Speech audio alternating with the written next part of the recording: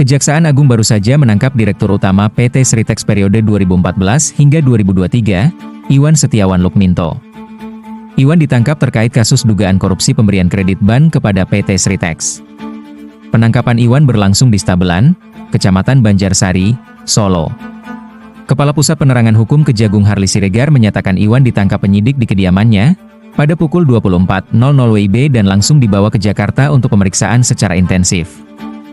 Pada hari ini, hari Rabu, tanggal 21 Mei 2025, tim penyidik pada Jaksa Agung Muda Tindak Pidana Khusus Kejaksaan Republik Indonesia telah melakukan atau telah membawa 3 orang saksi. Yang pertama adalah Saudara DS selaku pemimpin divisi korporasi dan komersial PT Bank Pembangunan Daerah Jawa Barat dan Banten tahun 2020. Yang kedua, YM selaku Direktur Utama PT Bank DKI Jakarta tahun 2020. Kemudian yang ketiga adalah ISL selaku Direktur Utama PT Sri Rejeki Isman Tbk tahun 2005 sampai dengan tahun 2022.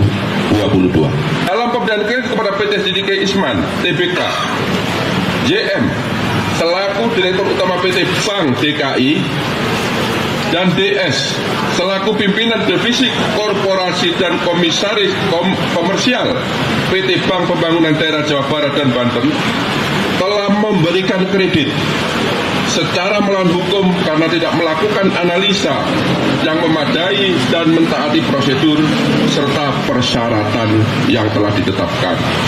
Yaitu salah satunya adalah tidak terpenuhinya syarat kredit modal kerja karena hasil penilaian dari lembaga pemeringkat Fit and Modis disampaikan bahwa PT Sri Rejeki Isman Tbk hanya memperoleh predikat BB- atau memiliki resiko gagal bayar yang lebih tinggi. Padahal seharusnya pemberian kredit tanpa jaminan hanya dapat diberikan kepada perusahaan atau debitur yang memiliki peringkat A.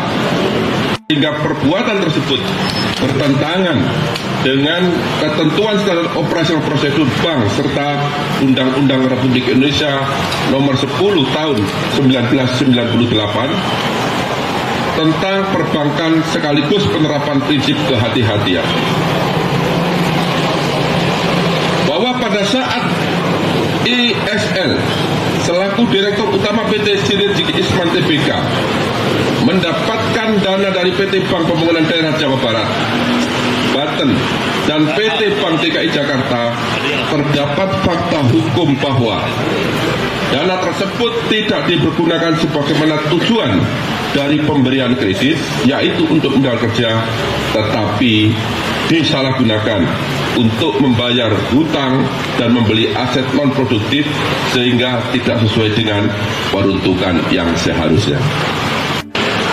Bahwa akibat adanya pemberian kredit secara melawan hukum tersebut yang dilakukan oleh PT Bank Pembangunan Daerah Jawa Barat Banten dan PT Bank DKI Jakarta kepada PT Sri Rejeki Isman Tbk telah mengakibatkan adanya kerugian keuangan negara sebesar 692 miliar 980.592.188 rupiah dari total nilai outstanding atau tagihan yang belum dilunasi sebesar 3 triliun 588 miliar 650 juta 808.028 rupiah, 57 sen. Setelah dilakukan pemeriksaan terhadap DS, kemudian terhadap JM dan terhadap ISL, pada hari ini Rabu tanggal 21 Mei tahun 2025, penyidik pada Jampitsus Kejaksaan Agung Republik Indonesia menetapkan